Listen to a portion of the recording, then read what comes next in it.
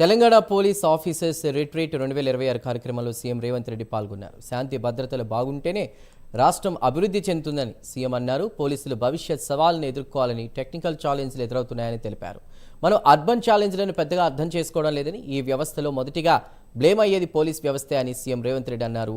పోలీసులు ముందుగా సమస్య అర్థం చేసుకోవాలని అన్నారు. నాకు తెలిసి 90% ఇక్కడ ఉన్న అధికారులు ఎవరికి 2 సంవత్సరాలు ఎవరు పైరవి చేసిన వాళ్ళు కానీ ఎవరు పోస్టింగ్ ఏడొస్తుందో టీవీలోనే చూసుకొని ఉంటారు తప్ప ముందుగాల పలానా అధికారికి పలానా పోస్టింగ్ వస్తుందని నాకు తెలిసి పోస్టింగ్ వేసేటప్పుడు మాట్లాడిన శివధర్ రెడ్డి గారికి, నాకు చీఫ్ సెక్రటరీ గారికి తెలిసి ఉండొచ్చు తప్ప ఈవెన్ పొలిటికల్ ఎగ్జిక్యూటివ్స్ కానీ ఎగ్జిక్యూటివ్ ఆఫీసర్స్ కానీ ఎవరికి తెలీదు. నేను 3 కేటగిరీస్ కింద ప్రొఫైల్ బిల్డ్ చేసి పెట్టుకున్న మీ ఆఫీసర్లు అందరు, A category, B category, C category. నేను ఇంకా ఎక్కువ వాళ్ళ గురించి ఆలోచన చేయాల్సిన పని లేదు. నాకు ఆ పేరు చెప్తే ఆటోమేటిక్గా అతను ఏ కేటగిరీలో ఉన్నాడో నాకు తెలుస్తుంది.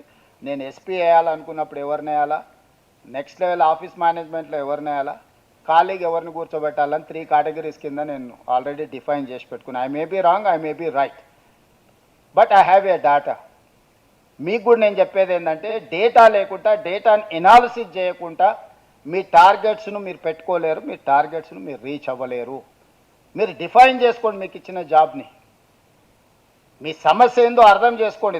దానికోసం మీ అన్లెస్ అంటిల్ డేటా మీ దగ్గర ఉంటే తప్ప మీరు టార్గెట్ని పెట్టుకోలేరు. టార్గెట్ని పెట్టుకోకపోతే మీకు నాకు ఇద్దరు